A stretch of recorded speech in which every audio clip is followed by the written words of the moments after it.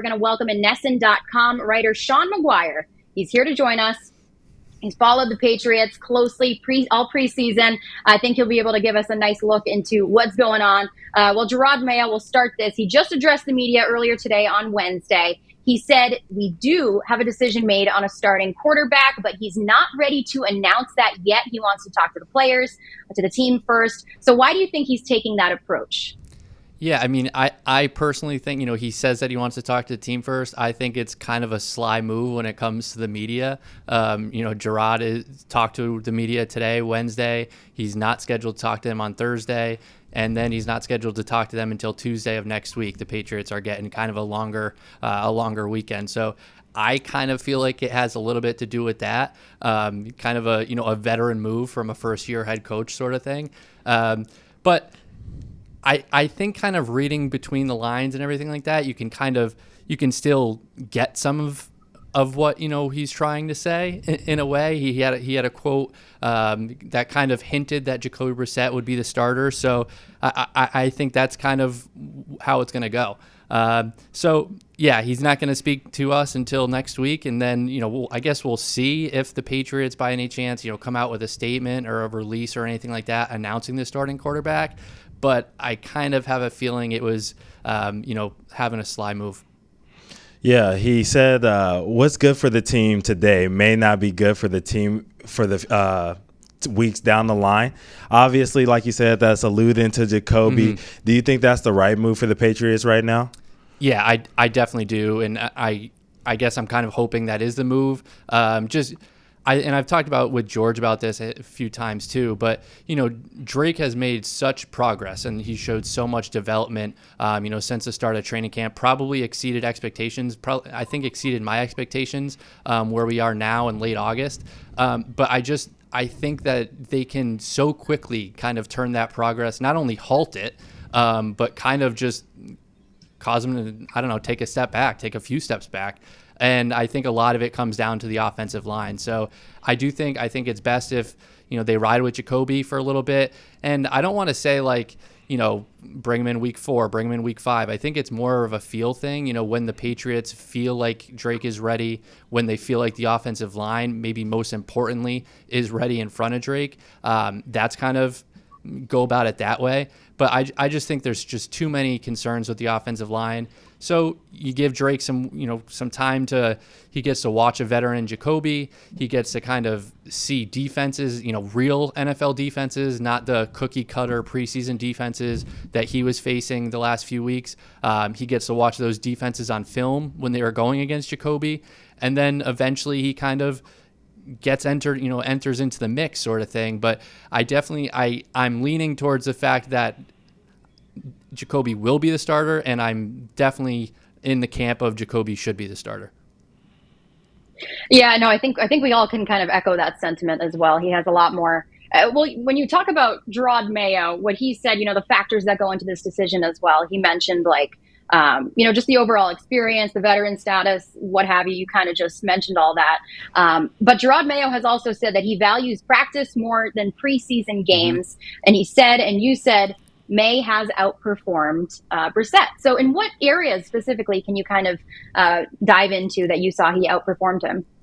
Yeah, I think he's just so much more comfortable. Like you just watch him, and the first practice he was very timid. But when it comes to like the processing and all that sort of thing, he's so far ahead of where he was. And then you see him in the preseason, and he did. He played better than Jacoby both the second and third preseason games. And he just brings so much more to the offense. His mobility, his athleticism. We saw it on his touchdown run, I believe, in the second game. He had a really nice run in the preseason finale. It was like a 3rd and 15 or something that he converted. So, I mean, that alone, he just brings so much more to the offense. And I think the offense kind of elevates, when he's behind center. And I don't know, maybe it's like the rookie buzz or, 3rd overall pick sort of buzz. Whereas Jacoby, it's not exactly like that. But again, with all that being said, I do think Jacoby for the short term is a better option. But I think you see it in Drake in a lot of different ways, really. I wanted to ask you about the Patriots' weapons. Obviously, the receivers have been big talk during this offseason as well. Mayo obviously commented in the presser that they were trying to carry 7 receivers, and that could possibly change. And then it did change shortly after with Jalen Reagor being cut. With Jalen gone, how does this affect this wide receiver group?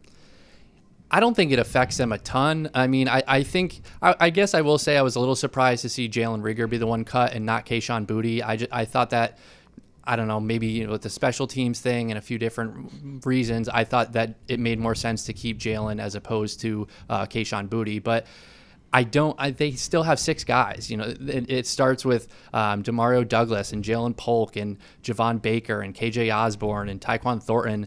And now, Kayshon Boutte's still on the team. Kendrick Bourne is on PUP. Hopefully he'll be back somewhat soon, at least 4 weeks, but hopefully he'll be returning right after that. So I don't think that Jalen Reagor, not being on the team anymore is going to severely impact the wide receiver room. I don't think he presented that much of an upside, I guess. I am interested to see how the special teams aspect works. He was such a kind of key contributor when it came to his, returning duties, I guess you could say. So now, does Marcus Jones get more of those? Does KJ Osborne get more opportunities to kind of return kicks and those sorts of things? I think that's maybe where you're going to see his impact the most, who's picking up for his role there. I don't think that he brought that much to the receiver room that all of a sudden it's like, oh my God. And it's kind of like that all over the Patriots roster. They lack such talent that it almost none of the moves that they made yesterday on Tuesday and today on Wednesday really came as that much of a surprise. Well, I think another thing that's not much of a surprise right now is the offensive line is still kind of up in the air heading into week 1 of the season here. But week 3 of the preseason, Jerod Mayo thought that the offensive line and the things that happened were a little bit overblown. Do you agree with that? And do you have any kind of predictions as to what combination we might see on that line? I don't agree with it. And it's kind of funny. I heard the same quote from Mayo today, and it was very similar to what Elliott Wolf said just a week ago, maybe, when he was talking about the Patriots against the Eagles, and how he was specifically talking about the preseason game and how the Patriots starting offensive line fared better. They were going up against Philly's backups. When the Eagles starters went up against the Patriots starters in the joint practice, the Patriots got demolished. It was embarrassing. And so kind of to hear Mayo say that today about the Commanders game, it's like the exact same thing. New England was going against Washington's backups. Jonathan Allen was not playing that preseason finale. So you're talking about your starting offensive line going up against backups, and I can't feel any sort of satisfaction when it comes to that. It doesn't sit well, I guess. And I think the team wasn't satisfied as well. Obviously, they claimed 4 guys off of waivers today, 2 of them being offensive tackles. What do you think this means for this team? Yeah, it's kind of where you're at, I guess. Jerod came out. He said that they think that they improved the depth, and maybe they did. But, these are players that weren't wanted by their other teams, and it's just kind of, that's the way the waiver wire works. You're not going to get this starting caliber left tackle, this franchise left tackle at this point of the year. It doesn't happen like that. And the 2 offensive linemen they got, we'll see how it works, but it's not like they come in with these glowing reviews. I think combined they've played 3 games. I know Zachary Thomas has played 3 games in 2 years, and Demontre Jacobs hasn't played an NFL game. So we'll kind of see how they pan out. Both young guys. Demontre Jacobs is 25, 6'6", 350 pounds.